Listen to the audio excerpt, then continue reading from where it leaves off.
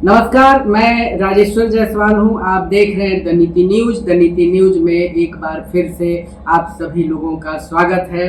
दोस्तों, हम आज बात करेंगे मानवाधिकारों पर, क्योंकि उसका हनन प्रायः देखा जा रहा है, पूरे भारतवर्ष में देखा जा रहा है और उस पर काम भी बेहतर होता है। सरकारें उस पर बढ़िया काम करती हैं, अदालतें उस पर बढ़िया काम करती हैं, लोअर कोर्ट से लेकर सुप्रीम कोर्ट तक। लेकिन बहुत बड़ा देश है तो कुछ कमियां रह जाती हैं, कुछ गलतियां हो जाती हैं। लेकिन हम एक प्रजातांत्रिक देश में रहते हैं, तो हमारा मतलब ये है कि ये राजतंत्र का प्रभाव उस पर नहीं आना चाहिए। डे बाय डे सुधार होना चाहिए। मानव के विकास क्रम में यह भी होता है कि हम उत्तरोत्तर सुधार करते हैं अपने में, विज्ञान में, समाज में, सभी जगह। और इसी क्रम में एक चीज आता है जिसका नाम बहुत ही खूबसूरत है और मानवीय गरिमाओं के लिए उसको स्थापित किया गया है, मानवाधिकार, मानव का अधिकार। इसमें एक बात और है इम्पोर्टेंट, मानवाधिकार कोड का, क्योंकि लोगों के अधिकार जो हैं वो संरक्षित रहें, सुरक्षित रहें, उसके लिए मानवाधिकारों की बात की जाती है। इस पर बात तो बहुत लंबी हो सकती है भूमिका देने के लिए, लेकिन उसको संरक्षित करने के लिए और मानवीय गरिमा को स्थापित करने के लिए कि सामान्य जन को भी न्याय मिले, पुलिस उसे प्रताड़ित नहीं करे, प्रशासन उसे प्रताड़ित नहीं करे, कोई गुंडा उसे प्रताड़ित नहीं करे, इसके लिए मानवाधिकार कोर्टों के स्थापना की बात की जाती है और वो हमारे नियम में है, कानून में है, संविधान में है। तो हमारे साथ इस सब्जेक्ट पर बात करने के लिए आकर्षण आदित्य हैं। तो आकर्षण आदित्य जो हैं वो सुप्रीम कोर्ट में एडवोकेट ऑन रिकॉर्ड हैं। हमारे लिए बड़ी खुशी की बात है कि ये इस विषय के भी एक्सपर्ट हैं। हम इनसे बात करेंगे आकर्षण आदित्य जी से। आकर्षण आदित्य जी, आपका स्वागत है। नमस्कार, धन्यवाद। तो आप बताइए, आप तो सुप्रीम कोर्ट में बहुत कुछ देखते हैं। अभी आपने हाल ही में देखा होगा कि भरत तिवारी जो एक बिहार का लड़का है और उसने काफ़ी बेहतरीन डायलॉग्स के साथ फेसबुक लाइव किया, उसने कट्टा भी दिखाया।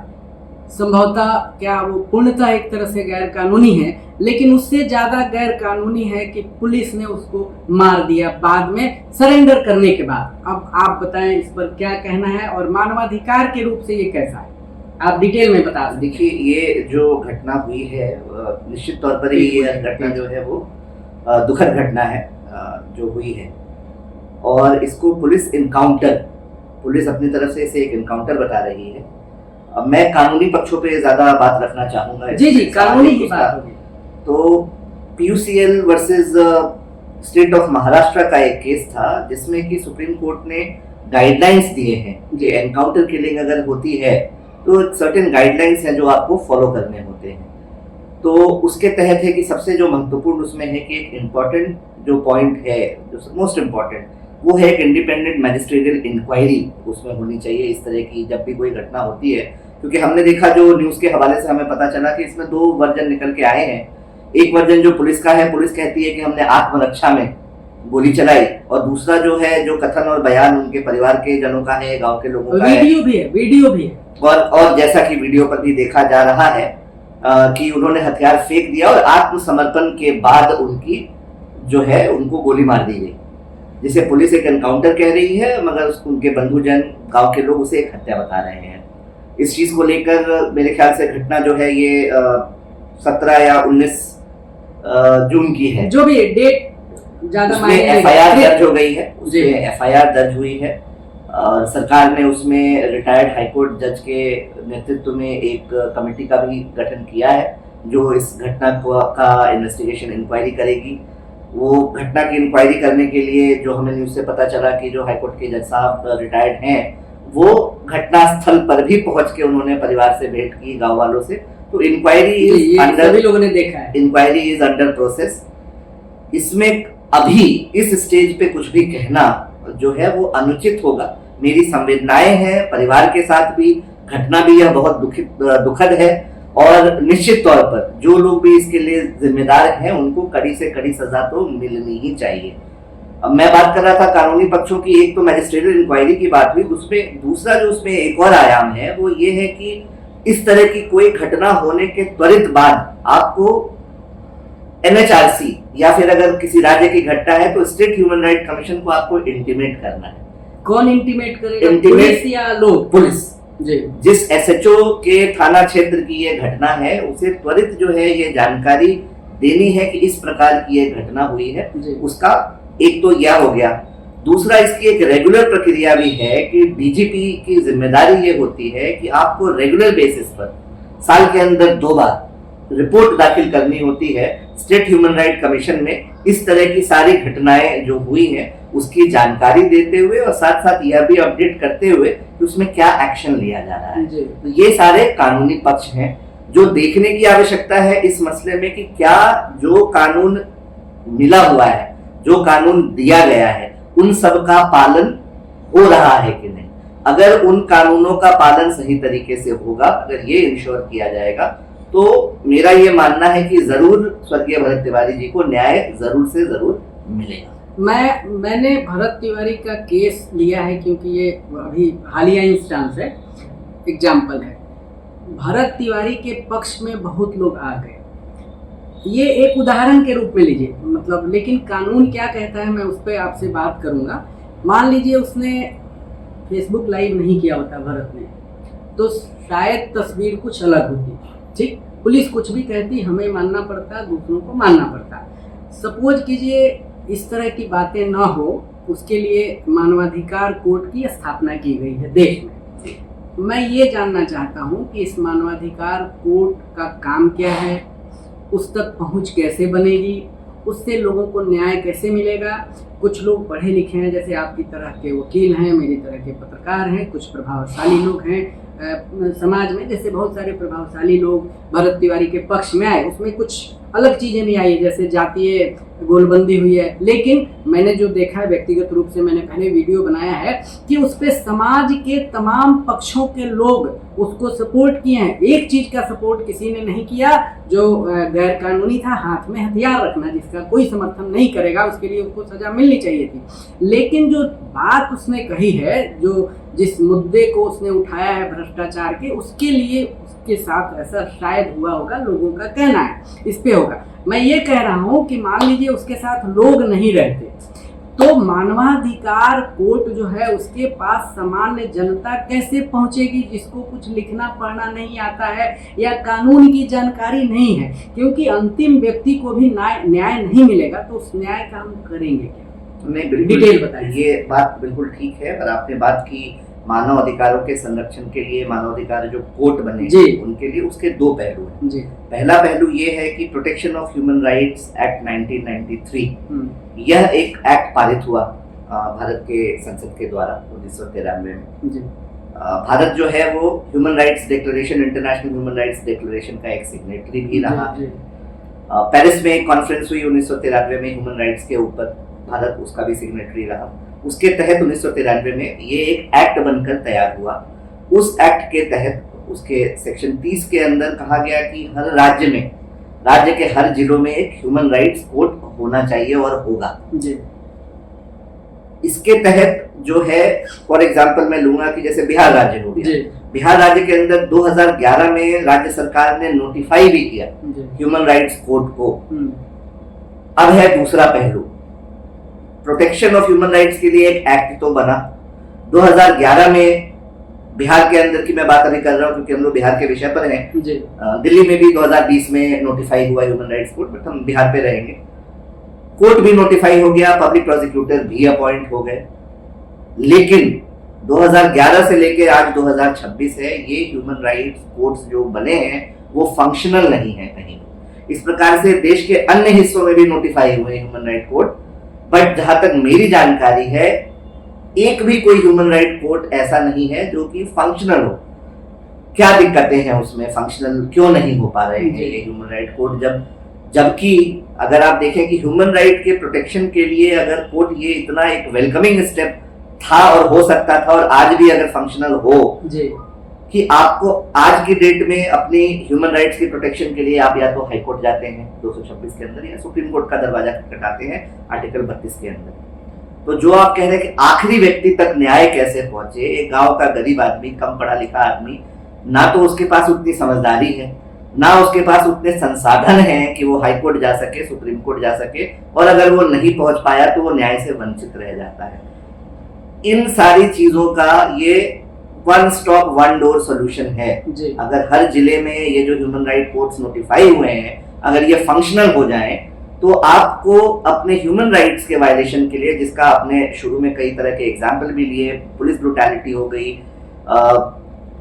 कस्टडी के अंदर कस्टोडियल डेथ हो जाती है, ये जो लेटेस्ट जो श्री भरत तिवारी जी के साथ जो हुआ, जो दुखद घटना हुई, पुलिस एनकाउंटर का केस हो गया, ये सारे जो केसेस हैं वो ह्यूमन राइट्स वायलेशन के अंदर कवर होंगे और जिसके लिए एक्सेसिबल जस्टिस आपके डिस्ट्रिक्ट के अंदर सेशंस कोर्ट जो है उसको नोटिफाई किया गया as a human rights court as well, special human rights court. मैं ये पूछना चाहता हूँ आपसे कि आपने बताया कि ये चीज जो है बहुत बढ़िया है अगर हो जाता है, तो हो क्यों नहीं रहा है? इसमें अड़चन कहाँ आती है? जैसे एक चीज और मैं बता रहा हूँ कि न्यायालय में तो कोई भी जा सकता है, किसी को खौफ नहीं होता है अगर उसके पास जैसे वकीलों को देने के लिए फी हो, कुछ परिचय हो कि कैसे कैसे हम प्रोसीजर करेंगे, आगे बढ़ेंगे।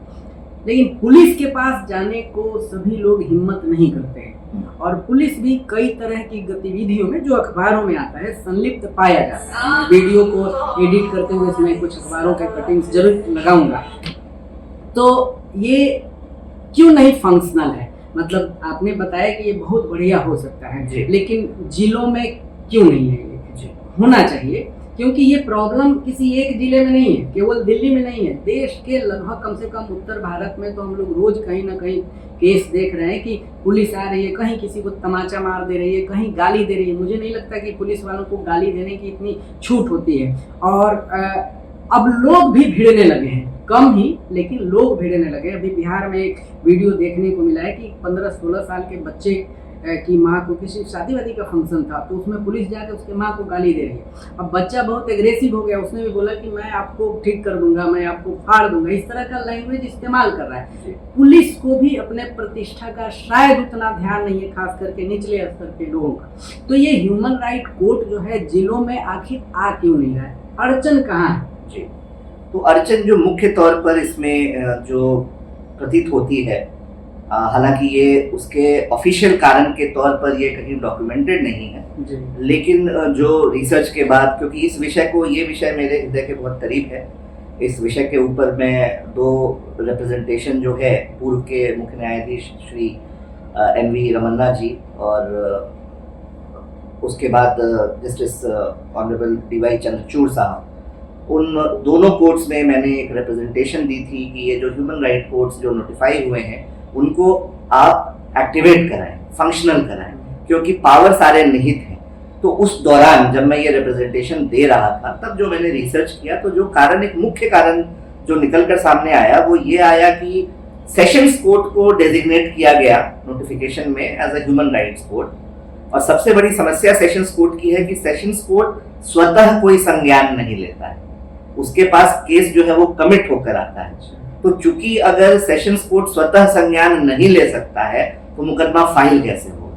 क्योंकि कानून जो है वो यह तो नहीं कहता कि आप मजिस्ट्रेट कोर्ट में जाए, वहां फाइल करें और वहां से ये जो है कमिट होकर आए सेशंस कोर्ट में और उस तरह से केस आगे बढ़े। हालांकि जैसे मोतिहारी एक जगह की मैं बात करूं तो यहाँ पर ह्यूमन राइट्स कोर्ट नोटिफाइड है, जानकारी के अभाव में इस तरह के पिटिशंस लगाए जा सकते हैं, क्योंकि ऐसा नहीं है कि कोर्ट नोटिफाइड नहीं है ऑफिशियली, फंक्शनल इसलिए नहीं है, शायद कोई पिटीशन भी नहीं पड़ी, कोई पिटीशन लोग डालकर देखें। अगर सेशंस कोर्ट संज्ञान नहीं ले सकती है, आप मजिस्ट्रेट कोर्ट में जाए, उन्हें बोले कि भाई आप इसको कमिट करके सेशंस कोर्ट में भेजें। जो मुख्य समस्या है वो तो ये है, जबकि जो मैंने उस पर और जब शोध किया, रिसर्च किया, तो जो मेरी सबमिशन है और जो एक मेरी अंडरस्टैंडिंग इस पर डेवलप हो पाई है कि हमारे संविधान में ही यह प्रावधान मौजूद है।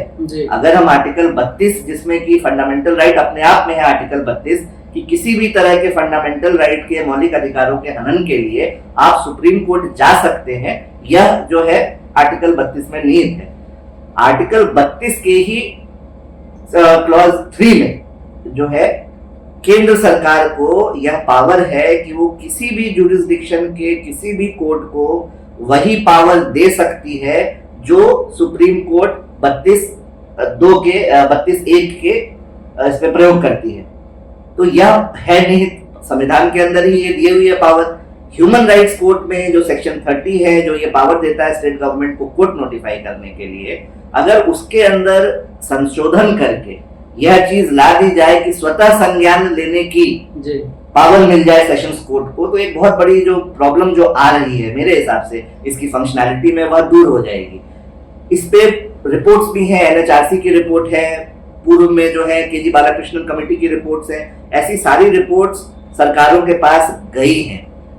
अब वो कारणवश जो कि उनके हायर विजडम में लेजिस्लेचर ने आज तक इसमें कोई भी संशोधन करने की आवश्यकता क्यों नहीं समझी है, यह एक ऐसा प्रश्न है जो उठना भी चाहिए और इस पर जवाब भी आने चाहिए। जबकि 2019 में संशोधन प्रस्तावित भी हुए, मगर उसने भी सेक्शन 30 को छुआ नहीं, ना ही उस पर किसी संशोधन की मैं एक बात जो मेरे दिमाग में आ रही है, मैं ये कहना चाहता हूँ आपको, या मेरा ये सवाल भी है, लोगों का भी हो सकता है, अगर यहाँ भीड़ होती तो लोग बोलते। जो सामान्यतः ये देखा गया है, कई बार कुछ न्यायाधीशों ने भी बोला है, बड़े वकीलों ने भी बोला है और सामाजिक कार्यकर्ताओं ने भी बोला है कि प्रायः जो बहुत धनी मनी लोग होते हैं उनको न्याय प्राप्त करने में दिक्कत नहीं होती है, चाहे वकीलों को फी देने की बात हो या संसाधनों की बात हो। है कई बार जरूरी नहीं है कि जो भी धनी मनी लोग हैं वो कुकृत्य ही करते हैं, ऐसा भी नहीं, और गरीब लोग अपराध नहीं करते, ऐसा भी नहीं है। लेकिन जो ये कोर्ट मानवाधिकार कोर्ट की बात की जा रही है जो डिस्ट्रिक्ट हेडक्वार्टर्स में, तो यहाँ प्रायः इस तरह के गरीब लोग होंगे या काफ़ी संपन्न लोग नहीं होंगे। ऐसा तो नहीं है कि इस कारण से नहीं किया जाता है कि यहाँ पे बहुत एलीट लोग नहीं होते या उनके केसेस नहीं होते, तो इसको यूं ही रहने दिया जाए और भीड़ भी बढ़ेगी। क्योंकि अगर ऐसा होता है तो पुलिस के खिलाफ, पदाधिकारियों के खिलाफ, कई बार जो इंस्टीट्यूशंस होते हैं उसमें गड़बड़ियाँ की जाती हैं, लोगों के साथ भेदभाव होता है उनके साथ, तो इसको रहने दिया जाए। कोर्ट पे क्यों ज़्यादा एक तरह से दबाव बनाया जाए, दबाव दिया जाए या भीड़ बढ़ाई जाए केसों की, ठीक, मामलों की, ऐसा तो नहीं है। ये भी एक बात है क्या कि डिस्क्रिमिनेशन हो रहा है। देखिए इस विषय पर इसको मैं इस तरह से अप्रोच करना नहीं चाहता। कारण कुछ भी हो सकते हैं और जो कारण है उसके ऊपर, मगर वह कारण निकल कर तब आएंगे जब इस चीज के ऊपर विचार होगा, विमर्श होगा, इस बातों को बार बार उठाया जाएगा। लेजिस्लेचर के पास यह पावर है, कानून बनाने की शक्ति उनके पास है, उनके ही हायर विजडम में जो उन्हें उचित लगता है उस तरह से कानून बनते हैं। क्या कारण है, क्या कारण नहीं है, इस पर कोई भी टिप्पणी करना या फिर एक कोई पर्टिकुलर उसको कारण उसको दे देना कि शायद इन कारणों से हो सकता है ऐसा हो सकता है ऐसा नहीं भी हो, मगर इन कारणों को हम तब तक नहीं जान सकते हैं जब तक इस विषय को की अवेयरनेस ना बने।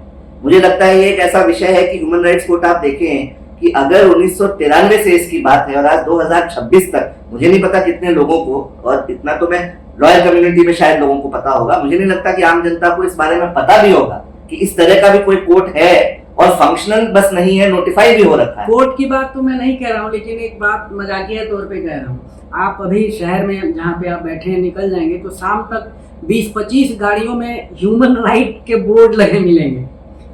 ह्यूमन राइट की एजेंसियां बहुत सारी हैं, ठीक है, और उस पर ठगैती भी होती है, मेंबर्स बना के लोग पैसे भी लेते हैं। लेकिन मैंने कई बार, मेरे पास भी लोग आए तो मैंने कहा कि आपने काम क्या क्या किया है ह्यूमन राइट्स के लिए, जरा बता दीजिए इसमें है क्या क्या, क्योंकि हम लोग कभी कभी थोड़ा बहुत कुछ पढ़ लेते हैं तो उसकी जानकारी रहती है। ये भी एक बात है, मैं ये नहीं कह रहा हूँ, लेकिन एक बात है सर, कॉमन पैरेलेंस में एक बात होती है कि जरूरी नहीं है कि बच्चा रोए तभी माँ उसको फीड कराती है। तो सुप्रीम कोर्ट एक तरह से हमारे जो अधिकार हैं उसका संरक्षक भी है, ठीक है, संविधान का वो व्याख्याकार भी है, तो वो स्वतः संज्ञान लेकर क्या ये काम नहीं उसके द्वारा हो सकता है, माननीय सुप्रीम कोर्ट के द्वारा? देखिए अभी तक तो इस पर कोई जो कार्रवाई, जिसको मैं कहूँ कि एडमिनिस्ट्रेटिव लेवल पर, अभी तक एडमिनिस्ट्रेटिव लेवल पे कोई कार्रवाई अभी तो सामने नहीं आई है। मेरे ख्याल से जो अभी वर्तमान में जो मुख्य न्यायाधीश हैं भारत के, वो अगर इस पर विचार करें तो सुओ मोटो पावर तो है ही सुप्रीम कोर्ट में कि वो इस तरह के किसी महत्वपूर्ण विषय पर संज्ञान लेते हुए सरकार से जवाबदेही तय कर सकती है। अब उस पर है कि क्या वो सुओ मोटो स्वयं लेना चाहेंगे, ये that will depend on the higher wisdom of the court and the learned CJI to take cognizance on that matter. तो ऐसा हो सकता है, बिल्कुल क्यों नहीं हो सकता है। अगर स्वतः संज्ञान कई विषयों पे सुप्रीम कोर्ट ने कई महत्वपूर्ण विषयों पे लिया है, तो अगर सुप्रीम कोर्ट तक अगेन मैं फिर उसी चीज पर आऊंगा कि आपने दो चीजें कही, हालांकि आपने मजाक के तौर पे इसको कहा कि कई अब ह्यूमन राइट्स वाले खड़े हो जाएंगे अपने अपने निजी स्वार्थ और फायदे के लिए। सवाल है कि हम और आप इसी समाज में रहते हैं, परिवर्तन जो है अभी की स्थिति वह तो रहेगी, इसको बेहतर किया जा सकता है और बेहतर करने का तरीका ये है कि अगर 5 लोग ऐसे हैं जो इसको अपने निजी स्वार्थों के इस्तेमाल के लिए कर रहे हैं, अगर 20 लोग ऐसे खड़े हो जाएं जो वाकई में इस काम को ईमानदारी से करें, तो संगठन बनाया है दरअसल, वो कोर्ट के द्वारा नहीं, अलग अलग जो एनजीओ होते हैं ना उसमें मानवाधिकार जुड़ा हुआ है और वो निकलते हैं लोग कुछ कुछ पता नहीं क्या करते हैं, लेकिन कोई बड़ा काम दिखता नहीं है, बहुत कम एनजीओ। आजादी भी जब हमें मिली ना अपने अधिकारों के लिए लड़ना पड़ता है। अगर हमारे अंदर इतनी शिथिलता आ चुकी है और अगर अपने अधिकारों के प्रति हमारी जागरूकता कम है किसी भी वजह से, चाहे कोई गरीब व्यक्ति हो उसके हालात वैसे हों कि वह उठना नहीं चाह रहा है, तो फिर तो अगर आप देखें तो मोर और लेस जो हालात हैं वो इस प्रकार ही रहेंगे। तो वो तो उठना पड़ेगा, समाज से लोगों को उठना पड़ेगा। जो कानून की व्यवस्थाएं हमें मिली है, कानून है और बहुत अच्छे कानून है भारत के अंदर। जब संविधान बन रहा था उसकी प्रस्तावना में वर्ल्ड के जो बेस्ट कानून हो सकते थे उसके ऊपर जो है विस्तृत तौर पे विचार विमर्श हुआ, उन चीजों को लिया गया, उसके तहत हमारा संविधान बना। लेकिन अब जब संविधान बन गया है तो ये हमारा भी अधिकार है, ये हमारा भी कर्तव्य बनता है कि जो हम जैसे लोग हुए, आप पत्रकार हैं, मैं एक वकील हूं, अगर हम दूसरों के मुकाबले किसी और के मुकाबले ज्यादा समर्थ हैं तो हम इन विषयों को और मजबूती से उठाएं और आगे बढ़ाएं और समाज को इसके लिए। अंत में मैं ये कहूं कि जो ह्यूमन राइट कोर्ट की बात है तो उसके लाभ सामान्य जनता को क्या है और उसमें और क्या क्या किया जाना चाहिए कि लोगों को लगे कि हमें न्याय मिल रहा है, तो उसको बताएं और फिर हम लोग समाप्ति की ओर। देखिए, इसमें जैसे फंडामेंटल राइट, मौलिक अधिकार, हम सब जानते हैं मौलिक अधिकारों के बारे में, तो ह्यूमन राइट्स जो है वो उसका एक विस्तृत रूप है। जितने भी तरह के मौलिक अधिकार हैं वो जो है वो ह्यूमन राइट्स में आते हैं। हालांकि हर ह्यूमन राइट एक मौलिक अधिकार नहीं हो सकता है। अंतर यह है कि मौलिक अधिकार वो होते हैं जो आपके संविधान के द्वारा सुरक्षित होते हैं, प्रदत्त भी हैं और कोर्ट्स के द्वारा सुरक्षित भी हैं। ह्यूमन राइट्स एक ब्रॉडर कॉन्सेप्ट है। उसका जो एक तरह से देखें तो उसकी कुछ प्रस्तावना आपको आर्टिकल 14, आर्टिकल 21 में मिलती है। Right to life, right to personal liberty, उसके अंदर है personal liberty, right to live with human dignity as well. तो ये जो सारे आयाम हैं वो ह्यूमन राइट्स एक बहुत बड़ा कॉन्सेप्ट है। अगर हम ग्राउंड लेवल की बात करें तो जैसे हमने चर्चा में पहले भी इस पर डिस्कशंस करे, पुलिस एट्रोसिटीज के जो आपने भी चर्चा में एक महत्वपूर्ण विषय उठाया कि पुलिस की मिलीभगत से गरीबों की जमीन हथिया ली जाती है, इस तरह के सारे विषय, ये सारे ह्यूमन राइट्स के वायलेशन में कवर्ड होंगे। इनको ह्यूमन राइट्स के वायलेशन के तहत लाया जा सकता है और अगर ये कोर्ट फंक्शनल हो जाए तो एक्सपीडिशियस और स्पीडी और कम पैसों में समाज के आखिरी कोने तक बैठा हुआ जो व्यक्ति है उस तक भी न्याय पहुंच सके। एक ऐसी जो व्यवस्था है ये ऑलरेडी हमें मिली हुई है। हमें बस जरूरत है कि जागरूक होकर इस चीज को एक मुहिम बनाकर, मैं तो कहूंगा राज्य के स्तर पर, जिले के स्तर पर, देश के स्तर पर भी जितने आगे तक हम इस बात को लेकर जाना चाहें। इस विषय पर मैं आपके साथ इसलिए भी बातचीत कर रहा हूं क्योंकि यह विषय मैं 2017-18 से उठाता रहा हूं। जब ये मेरे जानकारी में आया एज अ लॉ स्टूडेंट, हम जिंदगी भर हम लोग सीखते रहते हैं, कानून एक ऐसा विषय कहते हैं कि यहाँ पर लाइफ लॉन्ग लर्निंग है। तो जब मैंने इसके बारे में जाना, मैं तब से इस चीज को लेकर जहां तक संभव है अपनी कम्युनिटी के अंदर, अपनी लॉयर कम्युनिटी में, बिरादरी में, I have approached the judiciary also whenever someone has asked me to have this kind of conversation or rather an interview also, वो सब भी मैंने इस विषय पर दिया है। तो आपसे यह निवेदन भी मेरा रहेगा कि इस बात को और फैलाएं और इसकी जागरूकता जब होगी तो निश्चित तौर पर, जैसा आपने कहा, शायद सुप्रीम कोर्ट स्वतः संज्ञान ले ले, शायद सरकार इस पर कोई कदम उठा ले। तो जी, तो दोस्तों आपने देखा कि आकर्षण आदित्य जी ने क्या क्या कहा और आपको लगता है कि इसमें कुछ और जोड़ना चाहिए। दरअसल किसी पत्रकार को, वकील को या डॉक्टर को या कोई भी प्रोफेशनल हो, आवश्यक नहीं है कि समाज के सभी चीज़ों को वही अकेले जानता हो, नहीं, बहुत सारी चीज़ें छूट जाती हैं। तो आप कमेंट में आकर ये बता सकते हैं कि इसमें और क्या जोड़ा जाता है, क्या जोड़ा जा सकता है, या और क्या क्या कृत्य समाज में होते हैं जो अवैध हैं, जिसको जैसे कि हमारे साथ वकील साहब ने बताया कि वहाँ न्याय मिल सकता है। आपकी जो अपनी विजडम है उसके हिसाब से आप कमेंट कर सकते हैं, बता सकते हैं। तो आपका बहुत बहुत धन्यवाद द नीति न्यूज से जुड़ने के लिए। थैंक यू वेरी मच देखने के लिए। दोस्तों आप जुड़े रहिए द नीति न्यूज से और अपनी बात जरूर रखें आप।